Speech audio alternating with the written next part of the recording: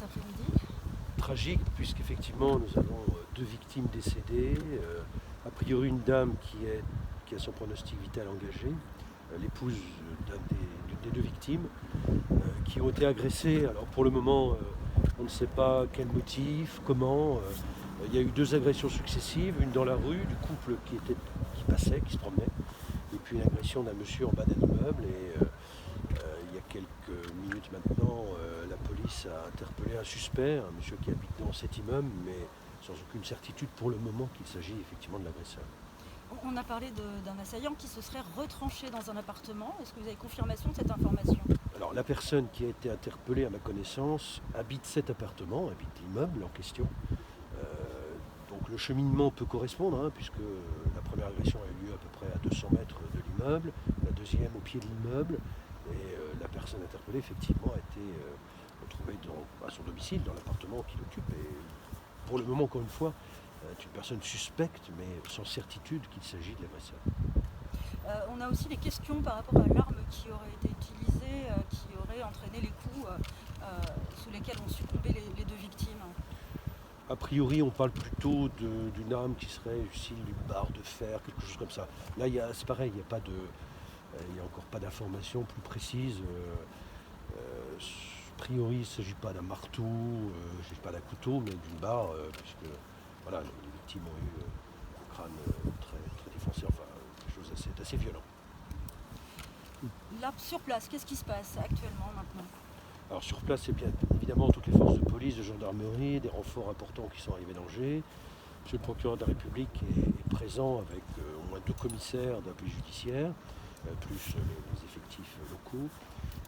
La police municipale qui assure la surveillance du quartier.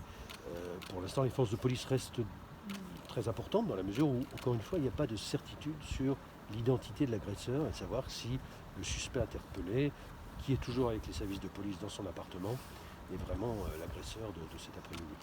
De ce que vous en avez dit, vous avez une idée des motivations Non, on ne peut pas à cet instant s'engager sur des motivations quelles qu'elles soient. Pour le moment, personne ne peut dire que l'agression a été faite sur tel ou tel motif. Il n'y a vraiment rien du tout qui permet de savoir quoi que ce soit. Il a été question d'un transport de la victime par hélicoptère au CHU d'Angers, est-ce que c'est vrai?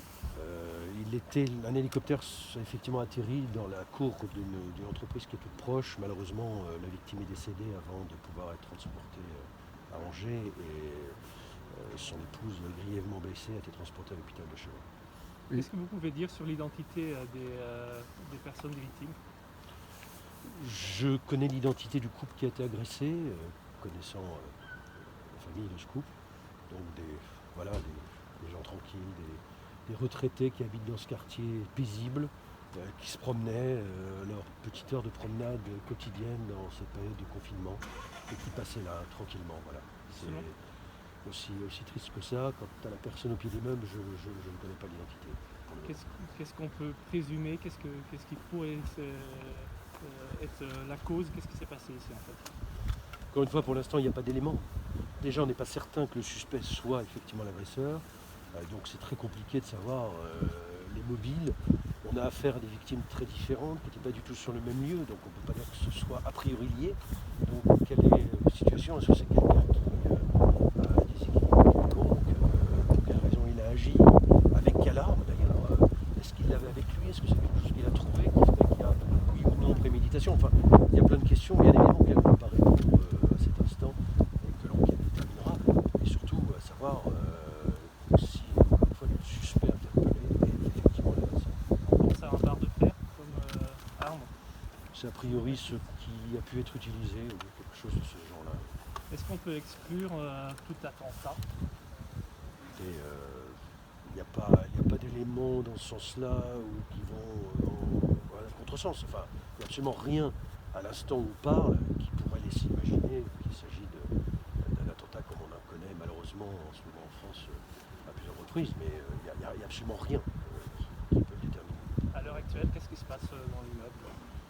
Bien, à ma connaissance, la police est toujours dans l'appartement avec le suspect et la police continue à fouiller un peu partout pour essayer de retrouver des éléments soit qui pourrait incriminer le suspect interpellé, soit qui pourrait d'ailleurs dire que c'est pas lui, et éventuellement aller sur d'autres pistes et avoir plus d'explications sur la raison de ces deux agressions qui ont lieu plus souvent.